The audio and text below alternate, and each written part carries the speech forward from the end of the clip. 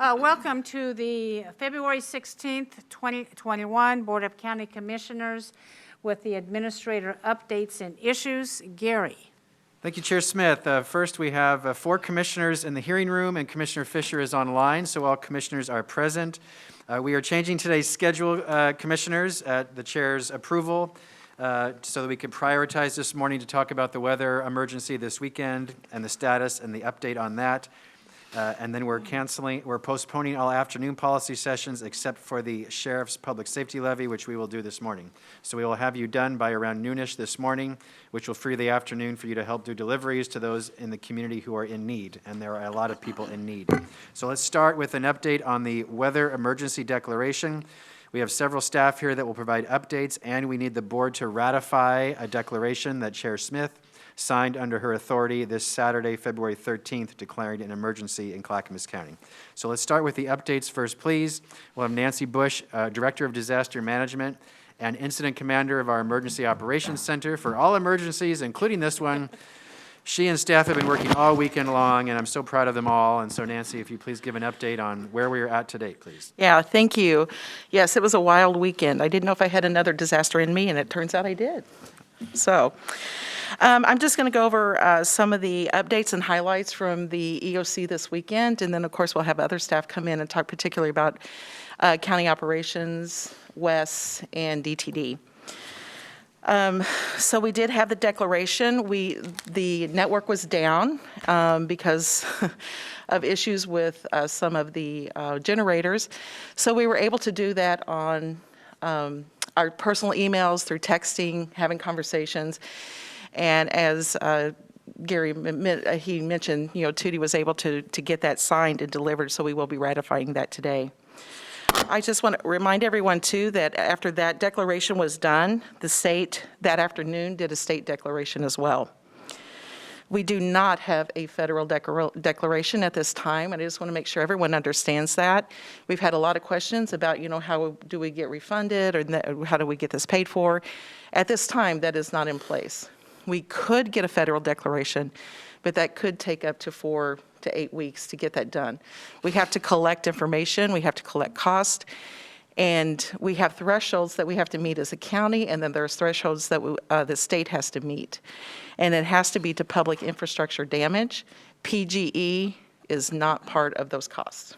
So I want to make sure everyone knows that. If PGE was, we would already have the declaration. The state has a $6.5 million threshold, and Clackamas County has a $1.64 million threshold. We did talk to the state this morning, and they said to move forward. Individual assistance is really difficult to get. We got individual assistance for the wildland fires we just had. We had not had individual assistance in this county since the '96 flood. So that's how difficult that is to get. So we also have a code. I talked to Elizabeth Comfort. She'll talk about this a little bit, but we do have a code for the ice storm, so we're making sure everyone is tracking that here in Clackamas County for any costs related to that. This morning, we still have 72,289 PGE customers that are without power. What was that, Nancy? I'm sorry. 72,289. That is down from a little over 111 yesterday. So it's going the right direction. Canby has about 3/4 of this city proper that is back. Moala has about half that is back, but the rural areas are still out there. All of our other cities still have parts of their cities that are without power, and of course we still have a lot of our rural area without power. We don't have the final numbers for the National Weather Service yet to know how much ice actually fell, but I'm hoping to get that probably today or tomorrow, and we will share that when we get that. As part of the EOC operations, you can imagine all of our networks were down. The cities were having a lot of difficulty communicating as well. Our staff called the cities daily, sometimes more than once a day, made sure they had all of our numbers, and we also had a meeting with the cities daily.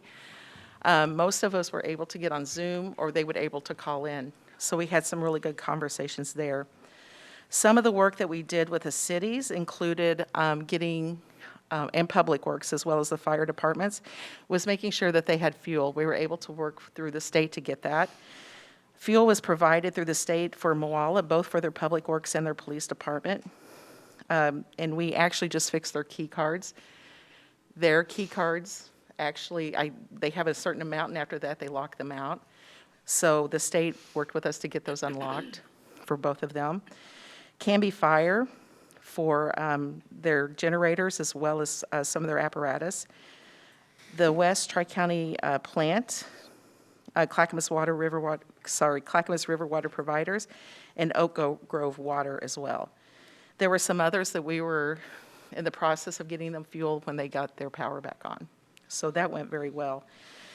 We had a lot of issues with oxygen because, of course, we have a lot of clients or people out there that they can't get out because of the weather.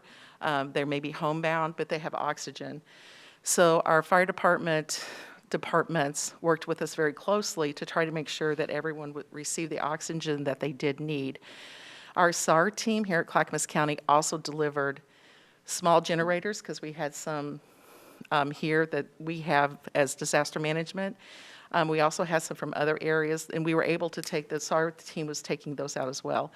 They also have been working with us on getting the tanks out to people too. So the SAR team was quite stellar through this event too to help with that. Hospitals were getting overwhelmed because we had people that were either calling 911 and had to be transported because they were getting low on oxygen, or they just were, if they were mobile, they were able to go themselves, but they were getting overwhelmed with people who need oxygen. So that's quite critical. So one or two things happened. They were actually ran out of oxygen, or the battery backup on their oxygen wasn't working. So we worked through those issues. Unfortunately, we do know that there was at least one death because of an oxygen issue. So we're still working on that, and the state is actually trying to help us get some oxygen tanks today. Good. And we will continue to get those out and work through social services to identify where some of them are, or with our CCOM as well. Let's see here. Don't want to miss anything. Oh, I just also wanted to mention too, we found out that oxygen is scarce right now because of COVID as well. So that just, COVID impacts everything. PIO was sending out messages. Of course, we had some materials too for CO, carbon monoxide. We had 4 deaths in Clackamas County related to CO. But we translated materials, got everything out. It was just really difficult, though, to get things out. We did work through our CBOs and our faith groups to try to get the translated materials out. It was just a really difficult time, as you can imagine. And as we've talked about this is just a little taste of what would happen during a very large Cascadia. Imagine it, the last weekend happening for like weeks. So a lot of lessons learned there.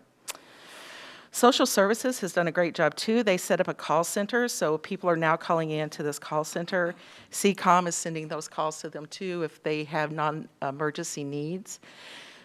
We have done a call out to county staff to help staff, and I think some of the commissioners are going to help do this as well, but take things out to people to their homes because they can't get out.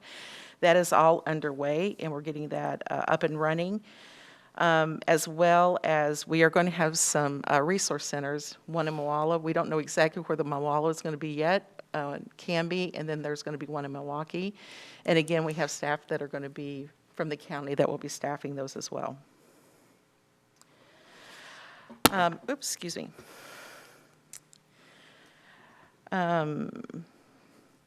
We had LOCOM that had to switch over to CCOM because their generator quit working. It wasn't because of fuel issues. It was something happened to the generator. So they did switch over to CCOM. And CCOM also had just massive numbers of calls coming in. And I'm pretty sure, I don't know this for sure, I know that they asked for our cots, and so I think we had CCOM staff that were having to spend the night. So there was just so much going on. Those are the very high highlights for what was going on in the EOC. And I think, Gary, do you want to just start with Dan? If we can quickly have all the staff give their updates, then we can answer all questions. So next, Dan Nancy, Johnson. I have one question for you. How did Clackamas County do compared to, for instance, Multnomah and Washington County as far as outages? Do we know that? So Multnomah County did not have any outages until, not any, but they had few outages compared to us until I was sorry, my days are all messed up. I think yesterday morning, there were some because of downed trees. We still had more than they did. Okay. And So I do know Clackamas a lot County- of them came back up. And I will tell you, Washington County, I think at the height, they had 9,000 out. At the height, we had about 250. 250, we had at one point 250. Yes. That's what I had thought initially. Okay, thanks, Nancy. Yes. All right, Dan Johnson, Director of Transportation and Development, can update us on our road crews and the fine work they have done and are doing. Go ahead. Great. Thank you so much for the opportunity. Again, Dan Johnson, Director at Department of Transportation Development. Our work started Wednesday, the good work of our crews. We started 24-hour operations Wednesday, started pre-treating roads with mag chloride to help with freezing, and basically we were dispatched all until about Friday at about 3 a.m. Then we actually had to pull our crews back in due to the safety and security issues, dealing with the falling trees and the ice. We redispatched them on Friday morning, and they were back out. It's a lot of stuff going on. During the incident, I got to make sure you understand the fact that I coordinated closely with CCSO. We had a couple of incidents regarding some tracked vehicles and individuals. They worked closely with CCO on those issues. They also have been coordinating closely with PGE to make sure we're using resources as efficiently and effectively to not only open the roads, but what roads they need open to put power back to the citizens of Clackamas County. Going forward, we're going to continue 24-hour operations until Friday morning, and basically due to CCOM calls that we're getting at night to make sure we have enough staff to take care of those. At that point, we're going to transition to an extended shift, which basically is 6 a.m. to 6 p.m. to take advantage of the light. We can get more work done in that form of a work schedule. We're hoping to be to a point by this weekend where we might be able to give the crews a little bit of a break. They have been going solid since Wednesday, but we'll see how far we go there or how far we get along in making that a possibility. Right now, of the 1,400 miles of roadway Clackamas County is responsible for, we have about 20 miles that are classified as yellow, which basically is a cautionary where they are one lane or there needs to be caution in traveling them. We have about 15 miles that are impassable. That's basically roads where we have trees and debris that are blocking the road. Let's see here. We are going to have a talk with EOC. Once we get a better handle, keep in mind our lovely county has a lot of elevation to it. So while a lot of our road crews were down here trying to deal with the issues that were local, we are still dealing with issues up at the mountain. And they are still up there providing great service. We are glad to see some black pavement. That is always glorious and a good thing to see. We are going to have to coordinate, though, with EOC once we get a better handle, which will hopefully be by tomorrow, get a better handle on our total debris and see how we're going to be able to take care of that. If we're going to have to stand up a debris management team or if other contracts. We've been talking to Shane Abbott, our transportation maintenance manager, who's been doing a phenomenal job over the weekend, and we're going to have to assess that and see how we take care of that debris. I want to make sure we're really clear. This is not going to be a snap your finger kind of incident where all this debris is going to go away. We're doing the best that we can. Trying to get the roads open is the priority number one, and then we'll start tackling the debris on the roadways. So I'd be happy to answer any questions you might have. Dan, do you use snow plows? Pardon me? Did you use snow plows during this event? Oh, yeah. How many? I want to say we have 18, We have 18 snow plows. I believe. I think I've Were confirmed they, that number. just, that's okay, were they working pretty much around the clock? Yes, 24 hours a day. Okay, The only thank time you that we very pulled them much. in was that 3 a.m. span from like 3 to 5 because of all the falling trees that were coming down. And so if the snowplow incurs, a tree across the road, what happens? Do they quit, or does somebody come and cut it up for them, or do they cut it up? It depends on where they are at. I'm not sure how many of you had the pleasure of driving down Sunnyside Road. There were a couple of big ones in that road. They dispatch basically our vegetative crews to go out there and cut those trees up and get them out of the passes, out of the lanes.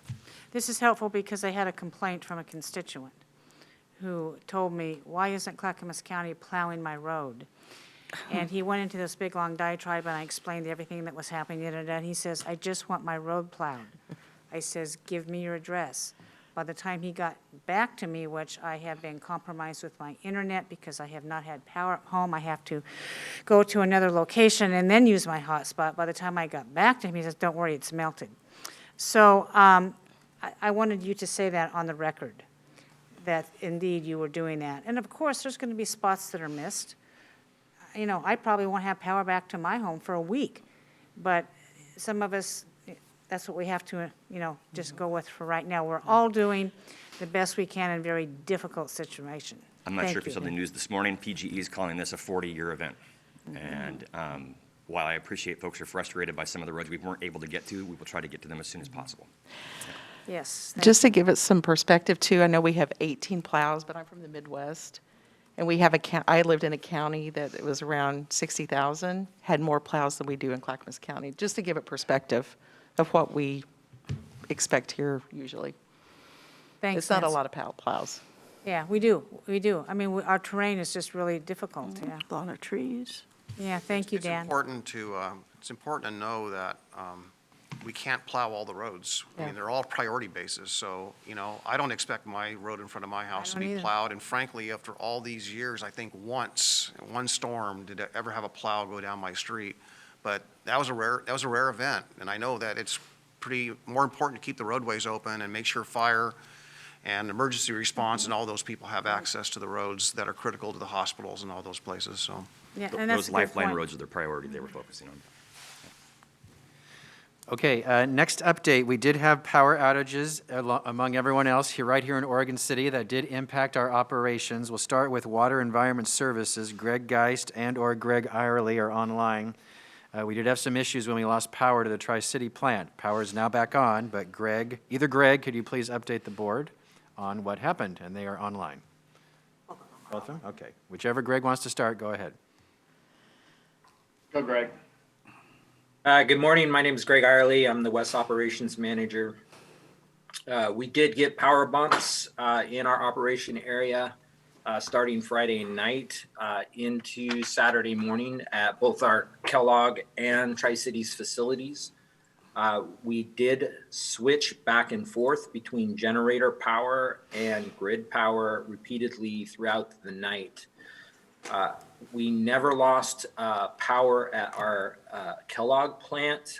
We had a smooth transition from grid power to generator power and then back to grid power. At the Tri-City plant, we had difficulty going back and forth between grid power and our generator power. I got a call from PGE and I told them if there's any way they could isolate us from the grid, that switching back and forth is dropping out our communications internally within our plant.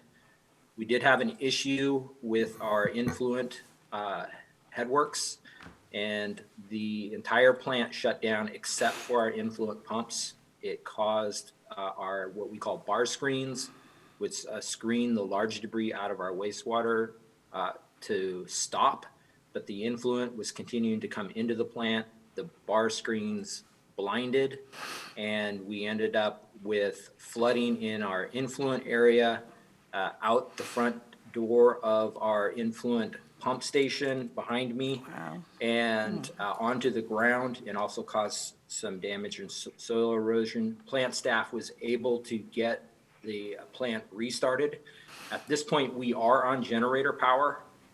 We have a large generator called the DSG that runs about 75% of our facility. Our facility is fed by two legs of power. Either leg can fully run the plant. It's called the Abernathy leg and the Jennifer Street leg. Both legs went out. As far as I know, that's never happened in our plant history where both legs of power went out. So we were solely dependent on our DSG generator, which operates about 75% of our plant. So we're on generator power at this point at our Tri-City facility, and our Kellogg facility had cycled back from generator power back to grid power, so back on PGE power at Kellogg. So at this point, other than some communication problems at Kellogg from Saturday throughout the remainder of the event remained fairly stable. Tri-City, we had continued problems, and we had to bring in some additional generators. We also put a call out to the EOC that we needed additional fuel because we are still on our standby generator, the large one that powers 75% of our facility. That generator burns 100 gallons of diesel per hour. We do have a 5,000 gallon tank, so that gets us about 50 hours, but at 100 gallons per hour, we are burning through diesel fuel quickly. We made an emergency call to procurement to get us some additional standby generators to power the remaining 25% of our plant that is not on our DSG generator. We can get away short-term with running our facility on 75% of power, but over the course of several days, our treatment processes start to erode. So we brought in 3 standby generators through Peterson Cat.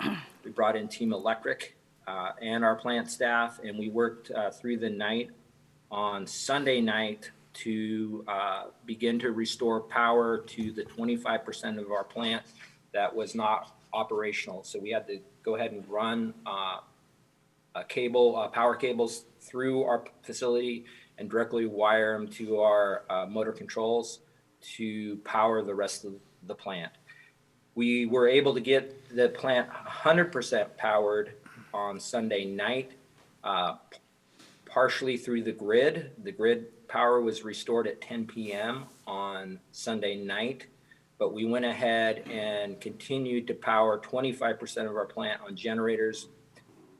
We were concerned about the reliability of the power that we had on the grid from the Abernathy substation. We also lost power at all of our major pump stations. They are all on standby generation. We have put a few back to the grid. Currently, we have 6 pump stations still on generator power. We have no idea when we will get all of those back. And so we're in a refueling operation for those pump stations. We also lost power at our Fisher Forest Park little treatment facility out there. We were able to basically plow our own way into Fisher Forest Park and put a standby generator and get that facility taken care of. We also lost power at our boring facility on Saturday. We did get a standby generator there as well, but we are now back on grid power there. I just received a report this morning and staff is headed to our Hoodland plant. Our Hoodland plant may have just lost power up there and we are on standby power up there. We will have to put our pump stations on generator power there. Plant staff was spent the weekend at the Hoodland facility. They couldn't get out, so they remained at the plant to operate the plant. Once we restored all of our power on Sunday night, we still had a process problem internally with our membrane bioreactor within the facility at Tri-City.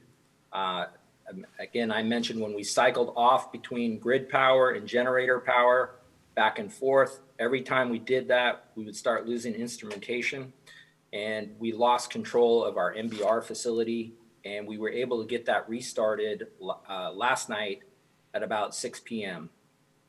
Our effluent quality coming out of Tri-City was very poor. We went ahead and put out a public notice that we were not fully confident that we were treating at a level that we would normally treat. In fact, we know we weren't, so we went ahead and posted signs at Clackamas Park.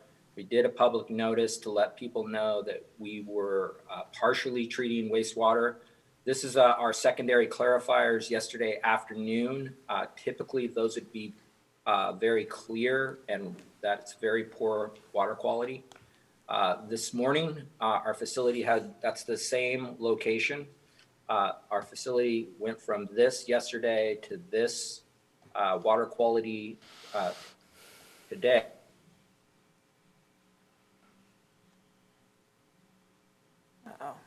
Looks like he broke up. All right, Greg. Greg E., you still there? I think all of Is everything frozen? Yep. All right. I told you, commissioners, we have Zoom problems today, so. Well, that's okay. I think that presentation's been excellent. And Martha's in the queue. I don't know who, go ahead. Yeah, he did answer my question about the effluent. well as- Oh, there we go. There he is. Oh, there he is. You're Broke up, back. Greg. Please wrap up your presentation.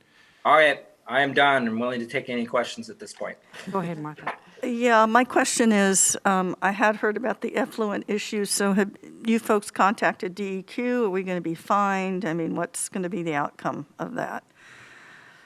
Yes, We have contacted DEQ. We've been in constant communication with them throughout this process. Okay. The other question I had was the digesters. I also heard that you may have to truck some of that out because that's been an issue as well. Is that so? That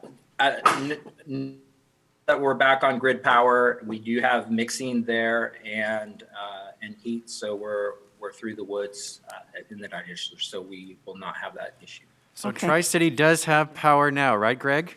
Correct? Correct. Okay, good. Greg, you said 6 pump stations run generators, is that right? Correct. And how long can they operate that way? We have to refuel them every 24 hours. Okay. And then PGE is working on getting power back to that. I understand it's more complicated than just plugging in and going. It sounds like there's connectivity issues within their within their software, whatever, instrumentation. This has just been really enlightening. Does any other commissioners have a question or comment? Okay, thank you, Greg. Next, Jeff Jorgensen, our facilities director. So Jeff and his team have been working nonstop since Friday to deal with the power outages for all county facilities, as well as helping with the trees that have fallen. There have been flooding issues. Jeff, can you give us a really brief highlight of how you've spent your weekend? Good morning.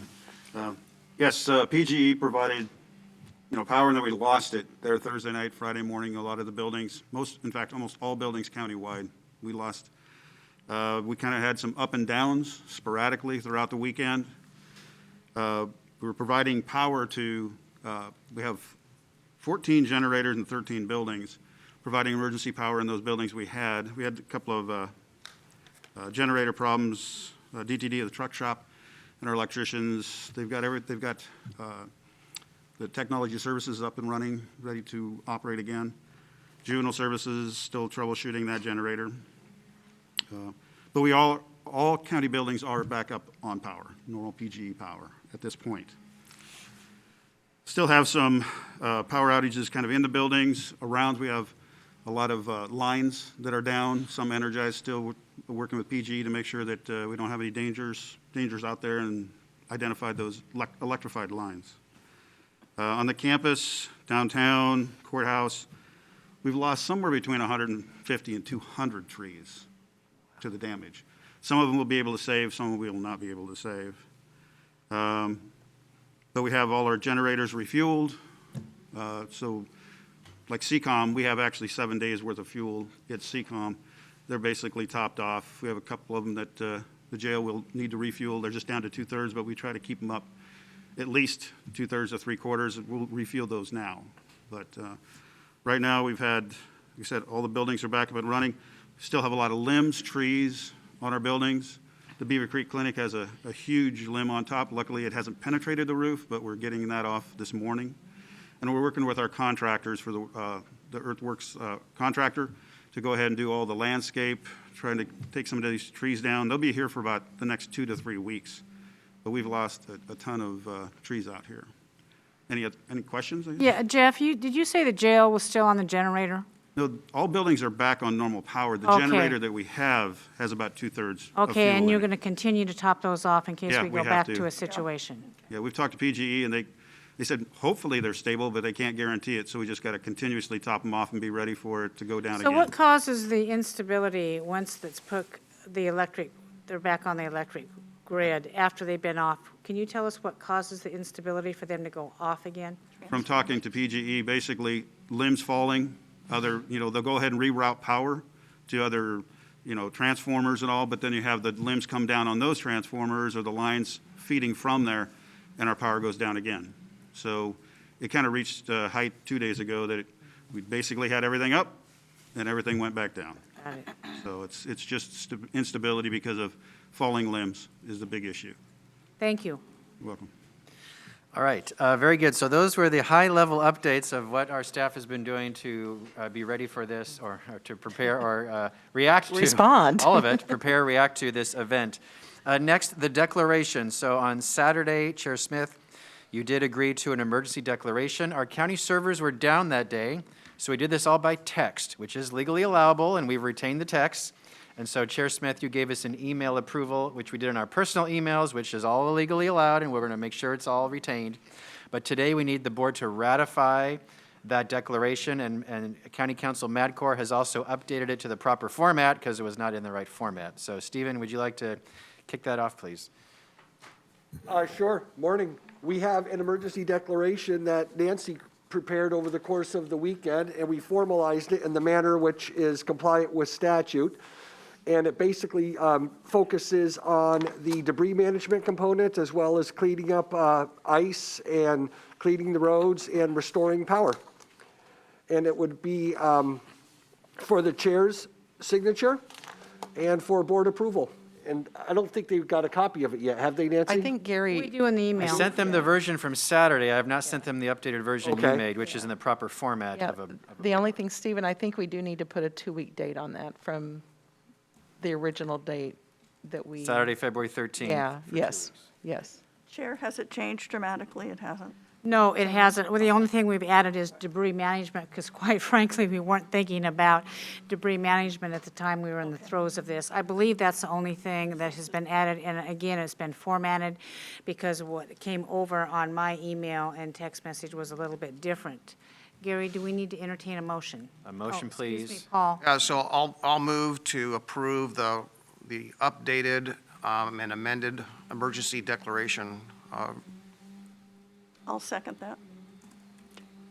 The motion has been made to update and ratify the emergency declaration that was signed February 13th by myself, the chair. It's been seconded by Martha Schrader. Any other discussion?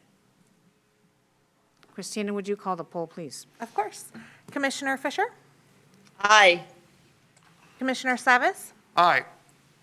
Commissioner Schrader? Aye. Commissioner Scholl? Aye. And Chair Smith? Aye, motion passes. Gary? Fantastic. And of course, I want to thank our staff who have worked tirelessly since this whole event before it began. I don't want to miss anyone, but I'm going to try. So our transportation staff, our road crews, our facility staff, our emergency operations center, our disaster management staff, our 911 CCOM staff who, yes, when the power went out, their staff stayed overnight in cots so they could be there to provide service. Our sheriff's office, our sheriff's deputies, our technology services staff who helped get the emails back up when they crashed, our public and government affairs staff, our PIO staff who worked all weekend to communicate to the public. Who am I missing, Nancy? Social services Services. and public health. Everyone just did their part, as they always have during this. Is this our fourth emergency declaration now, Nancy? We just keep on going, and We just we're keep, this is the third within a year. third. All right, third. We're done. Hopefully that's the last one. But I want to thank our fantastic staff who are diligent, and county council, of course, who provide the services the public expects. Thank you.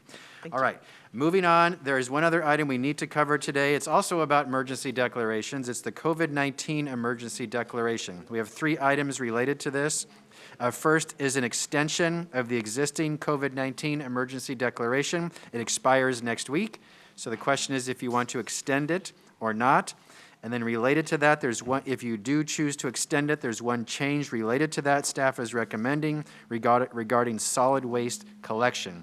So let's first ask if you want to extend the COVID-19 emergency declaration.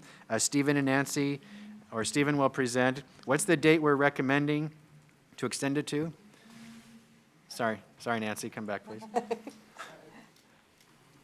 I would suggest that we extend it at least for 8 weeks. And part of this is due to, actually maybe through April, through April. And it's primarily due to, we have to have a declaration in place for COVID in order to pull down some funding, especially from FEMA. And we know we're going to be using that money through at least April. And So- we're still doing vaccinations and everything, so we need to have it extended at least through April. Yeah, so you think by the end of April, COVID will be cured? No. Okay, well, then let's extend it beyond April is my recommendation to That's December my minimum. 31st. I would like to extend all these COVID declarations to the end of the year so you can be free to do your work and the board does not have to constantly revisit this because I think our time is better spent letting you people do your jobs. Thank you, that would be helpful. And we All can always end it sooner if we need to. Any comment from the board on this? That's a great idea.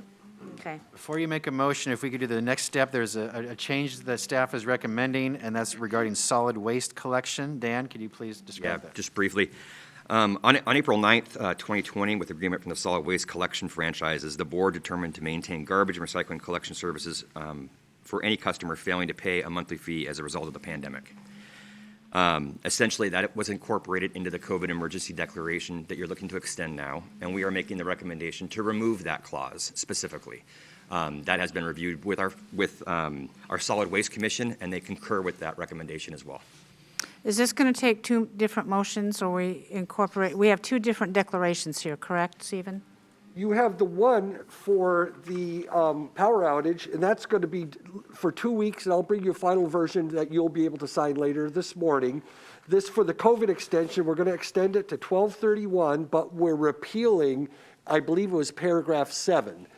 That is correct, paragraph 7. And that's going to be in the addendum, and that's going to be at this Thursday's board meeting, where we'd have that formally approved? Board agrees today, yes. So it's a single declaration, Chair Smith, that you're asking. It's one declaration to extend to December, and the solid waste is part of that existing declaration. I'll entertain that motion. So I'll move to extend the COVID emergency until 12/31 of this year and repeal the solid waste section 7, Paragraph 7, correct. paragraph 7. Do I hear a second? Seconded. The motion is made by Commissioner Savas and seconded by Commissioner Scholl. Do we have any further discussion? Hearing none, Christina, would you call the poll, please? Yes, Commissioner Fisher? Aye. Commissioner Savas? Aye. Commissioner Schrader? Aye. Commissioner Scholl? Aye.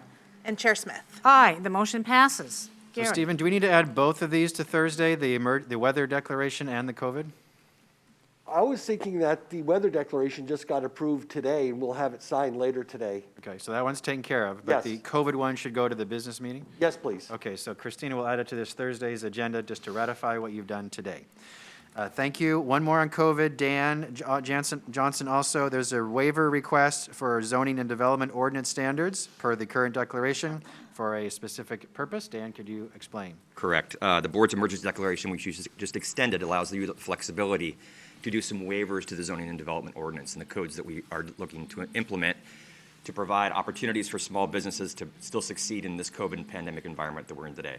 Before you is a request from Sonny's Diner. It's over off 82nd Avenue, and in short, they are looking to establish huts or tent areas out in their parking lot, which would remove parking. It's an interim basis, basically to provide a safe environment for their customers to come and reside and get a great meal. And what is the end date on this?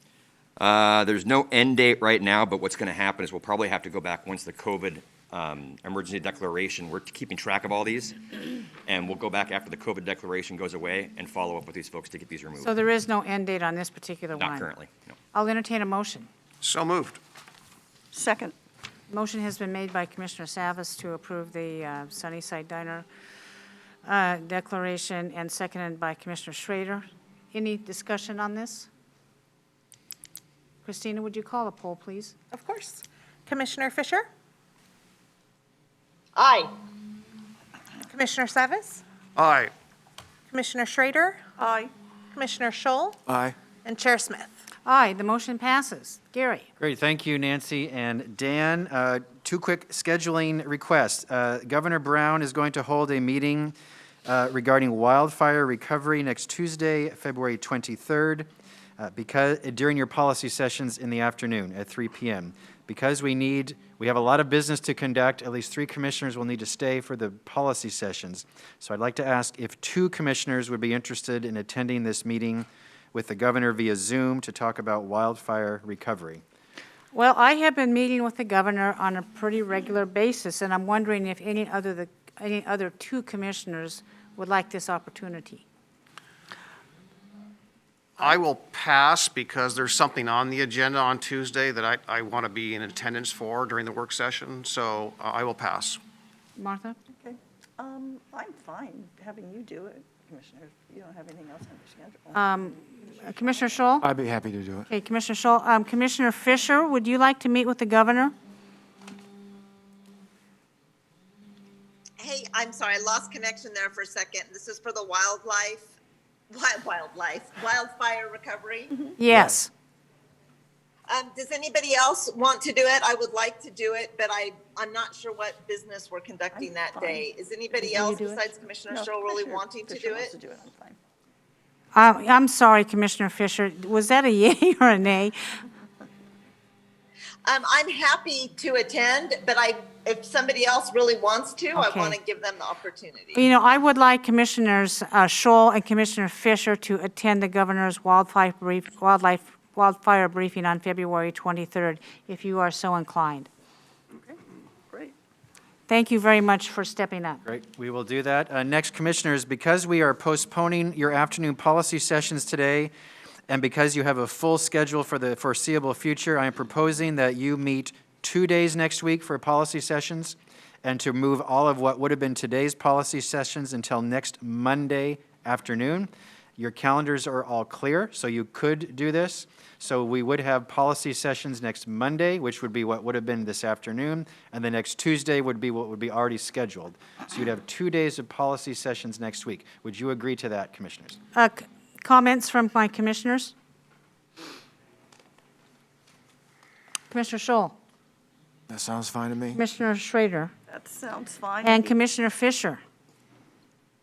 Sounds great. Okay, I think it's a go, and it's, Paul? So I just want to confirm, Gary, because Martha and I have a Willamette Falls meeting, so this will be in the afternoon on Wednesday? No, Monday, next Monday. Oh, Monday. Afternoon of next Monday. Okay, I'm sorry, I I misheard. just have a noon meeting. Sonia has the supportive housing, and then sometimes I listen in on that. I do have a meeting at 1:30, but I can change that. Good.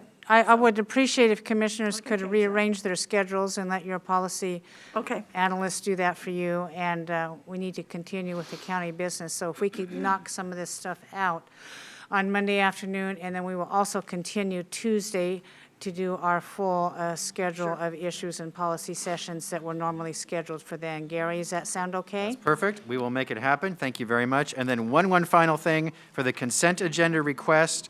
All of these will be postponed until next Tuesday, but there's one that does have to happen today because of timeliness, and it's for the Finance Department. So Elizabeth Comfort is online. So please bring in Elizabeth. And the first request is resolution or a Clackamas County supplemental budget for fiscal year 2020, 2021. There's an increase in appropriations of $23 million funding through fund balance, federal and state operating grants, charged for services, and interfund transfers. This would be a request for a public hearing, I believe, or Elizabeth, go ahead. Tell us about this, please. Thank you, Gary and commissioners. We are asking for a public hearing on our supplemental budget for the budget year of 2021. This is our second supplemental budget for the year. And as Gary shared, an increase of $23 million to our appropriated fund appropriations. And the budget hearing will be the 25th. And these include increases in appropriations due to receipt of CARES funding in several departments. And then also the next on the agenda is to talk about an increase in use of contingency for our C800 transmission tower project of $4.5 million. So one at a time, please, Elizabeth. So the first request, Commissioners, is the public hearing for next Thursday for a supplemental budget. Just want to make sure you're okay putting that on the agenda because we have to notice it this week. Yes, I'm Yeah. fine. Commissioners, any comments about this? No, I think Right. it's okay. And then the Gary. second one is resolution of a matter approving bond premium and interest dollars for the C800 radio project contingencies in the amount of $4.5 million. Can you please explain, Elizabeth? Yes, during the project, which started in 2016 with the bond receipt for the C800 towers, going from analog to digital, they have run into several delays due to soil and then the wildfires last fall. And so they actually need an advance in funding. So we need to take some funds from our our bond premium of $4.5 million to backfill those over expenditures that they've run into, and then also to get them to the completion by June 30th of the C800 improvements. And that is a separate hearing, Gary? That is a separate one. Will that be a public hearing or a consent agenda? That is consent agenda. Yeah. And you need that for this week, is that right? For this That is Thursday? correct. Okay. Yes, we have about 500,000 of invoices that we'd like to get paid as quickly as So possible. this is part of the, so these are the tax dollars that come in that the voters approved. So it's not our general fund, it's not any extra of our money, it's just pass-through money we're giving to C-800. Is that correct, Elizabeth? That is correct. And the general fund has been the keeper for these bond dollars that were approved by the property tax voters in 2016. I don't So have those a are- problem with it. Commissioners, any other comments? Thumbs up? I'm seeing thumbs up across the board for this, Gary. So we'll move it to this Thursday, February, whatever this Thursday is, because of the urgency. Very good. Thank you, Elizabeth. Thank you, Commissioners. Okay, we finished the issues list. We're now moving to the single policy session from today that we're moving from this afternoon. It is 5-year county sheriff public safety local option levy. We have Sheriff Angie Brandenburg to present. And this is a decision point you need to make today if you want to move forward, and if so, we'll put it on your business meeting for next week, Commissioners. Go ahead, Sheriff. Good morning, Commissioners. Angie Brandenburg, Sheriff, Clackamas County. I have previously sent, you should have, workup from the ballot title and the ballot summary, where we worked in conjunction with County Council, Mr. Madcor, and the Assessor's Office. As a recap, we are talking about the Public Safety Local Option Levy and the potential for putting that onto the May 2021 ballot for a 36.8 cents per 1,000 assessed taxable home value. As you know, we have been funded by this levy since 2006. And the last, and it's expiring here at the end of this year. The status quo of this levy, renewal, would be the loss of 12 deputies if we asked for the exact same amount that we've been generously funded by our citizens since 2006. So a status quo renewal is the loss of 12 deputies or $2 million over the 5-year life cycle of this levy. As a county has grown, we believe that we need to meet the demand for the services of adding 12 cents to the existing levy to meet that demand for service. The levy would add an additional 16 patrol deputies to respond to emergency calls and patrol our roadways. It would fund 6 jail deputies, which would allow us to open up 26 mental health jail beds. It would fund 5 detectives to investigate older adult abuse and neglect, child abuse and neglect, human trafficking, and felony person-on-persons crimes. It would also provide funding for 2 non-sworn internal affairs investigators. It would fund a body-worn camera program for our levy-funded positions, and also 1 employee to help manage that program. This levy would allow us to maintain the 84 jail beds that were open since the beginning of this levy back in 2006 or 2007. It would allow us to maintain 18 patrol deputies and then 10 investigators that are assigned to our specialized drug enforcement team. So the deadline for this measure to be on the May ballot is February 26th. And we have done some work with the assessor's office. I know we had some questions last time about the median taxable home value. And that is in your packet that you have in front of you. So we worked with the assessors, and actually the median taxable value of Clackamas County's homes is $2,066,859, which Chair Smith is a little bit different than the real market value. I know we had some discussions about that. Yes, thank you for that. So that was, would you repeat that number again? Yeah, 266,859. Thank you. So the question is, we have the ballot title, we have the ballot summary in front of you, and really summarizes what we discussed last time, talked about this time. The cost we rounded it up to $270,000. So that is a question for you. Do we leave it here? I know, Chair, you mentioned having it a little bit higher than the exact assessed value, which that brings it to $8.28 per month, or $99.36 per year on a home with an assessed value of $270,000. Have you finished? Yes. Stephen, I'm looking over my documents. She says the ballot title was in front of us, and maybe I'm not seeing what I need to see here. I have the caption, 10 words. I have the question. Is that the same as the ballot title? Ballot title, caption, 5-year county sheriff, public safety, Correct. local option. Yep. Question, 20 words. Shall Clackamas County fund law enforcement with a rate of 36.8 cents per 1,000 assessed value for 5 years beginning 2022 through 2027? This measure may cause property taxes to increase more than 3%. Summary, we have a summary here. People can see this online. It outlines basically what Sheriff Brandenburg has just described to us. Is that correct? Correct. Okay. Commissioners, do we have any comments? Mr. Savas? Yeah, just a question. So what's kind of, I don't know if there's a way to, if my assessment's correct here, but currently, it's probably costing the taxpayers about $66, no, about half that, right? I mean, what's the delta between now, the rate it is now, and the rate it will be? Because the way it looks here, this is that $99 average there, median, is based on the entire thing, assuming there is no current one. So there's the replacement cost. This is my numbers person. Go ahead.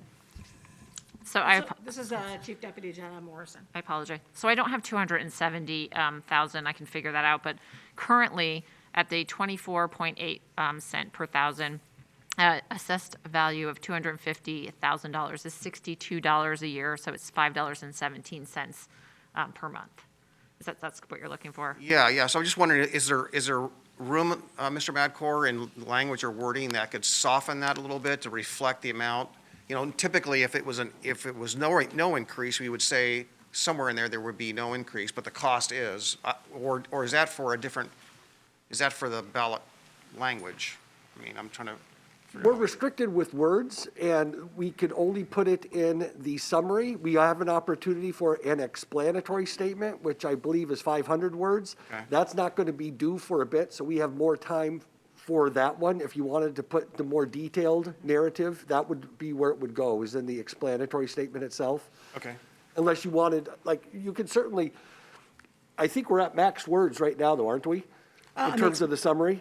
The summary, we are at 169 words at 175. Okay, so we got 6 words that you could add to it. Yeah, I think it'd just be help us all if people knew that this is not a new $99. Only a Right. portion of this is an additional amount. I think it's a good point, Paul. So can we kind of make that a determination by the time we meet next time? Is that possible? Sure. Okay. Basically stating that this is an increase from the existing Yeah, levy. yeah, you could say an increase of the $99, X is an average increase, or something like that. Okay. You understand my We'll point. see what we can do. You can wordsmith it, but. And this is, what you're asking for the commission to do is to send this to the voters for their approval. Is that right? Yes. I believe that may be set for the February 25th session. Is that correct, or is that something? Oftentimes earlier is better when you have something like this. There's no requirement for a public hearing, but we had stated that it might be wise to make this a discussion item, perhaps. That's up to the board entirely. No, No? we will definitely have a public hearing on this if this is to proceed. Okay, well, there's no real public hearing requirement, though, but if you want to make it, so you're going to a business meeting is what you're saying? Yes, this will be, we will have a public hearing. We will hear from the community on this. I think that's a proper way, it's a transparent way to do business, Stephen, yeah. Okay, so whenever, as soon as we can get that scheduled. Now, what is required from us today, Gary? So today, we just need your permission to schedule the public hearing, which would have to be next Thursday, because next Friday is the deadline to submit these documents to the clerk's office. Okay, so is that a head nod, or do we need a motion? Do they need a motion, Stephen? No, if you're just putting it on the agenda for next Thursday, that's fine. Okay, we're going to put, Mark, did you have a question? Okay. Let's do it. All right, so what we're doing then is next Thursday, we will have a public hearing regarding the request from our sheriff, who is an independently elected official, to ask the public to increase the sheriff's bond of 12 cents. That is the question that will be before us. I would like this noticed, and I would like this to put on the website, that the public is invited to participate and give to us testimony, as anybody in the county is invited to give testimony. I think we're okay with that. Okay. And then if you did have any suggested edits on the language, you could tell us now, or just tell Stephen or myself or Sheriff Brandenburg prior to, well, as soon as possible, so we can make edits to the. So Commissioners, I encourage you to read this thoroughly, and when you have a moment of alone time by yourself so you can think about it. I do like Paul's suggestions, however, I'd like to see that incorporated somehow in there. Any other commissioner that wants to bring something forward, go ahead. Paul? Just going forward, and maybe it's a question or to be addressed at the hearing or maybe afterwards, but I would like to know, at least, or privately, you and I can have a phone conversation to figure out what your plans are for getting the word out in advocacy, which we cannot do, and any other requests that you might have that might have impacts to us, or that's something that the sheriff's office can fund as far as, legitimate information flyer or anything like that. I'm just kind of curious as what we can expect going forward between now and Election Day. Yep, we have a plan. I'll talk with you about that. Okay, great. Yeah. Commissioner Schrader? Yeah, and I just wanted to ask Commissioner Sapp, I would like to join on that conversation as well, if that's okay. Well, Absolutely. Maybe we can double up on that one. Thank you. Welcome that. Absolutely. Martha, I would recommend that, yeah. Thank you. Any other comments from any other commissioners on this? Okay, I think, I got oh, one quick question. Commissioner Scholl. Sheriff Brandenburg, the executive summary, is this going to be posted someplace where the people of the county can see this before next Thursday? I believe is it on the website This now? is currently on the website, but we could make it part of your staff report for next Thursday and make sure that the Absolutely. public sees that. And one more question, Sheriff Brandenburg. Will you have performance metrics in the sheriff's office to show that these things are actually being done should the levy pass? So with our performance clackamas, with our strategic business plan, you can expect that you will see that in that format. So we're very excited about that and rolling that out. Okay, thank you. Any other questions from commissioners? Okay, Gary, I think, are we clear? Yes, very good. Thank you, Sheriff. So we'll have a public hearing next Thursday. That is your business for today. Thank you for the abbreviated session. You'll use the afternoon to help serve the community members who need it. And then next week, we're doubling up your workload by having 3 days of business for you. So thank you for that. But that's it for today, Chair. Thank you very much. So Chair Smith, how much longer are you in the building? I am in the building for a while. Okay, I'm going to revise this and Yes. bring it up to you for signature, okay? Yeah, I'll be in my office. Thank you. Now we're going to be rescue rangers? I guess so. That's right up your alley, isn't it?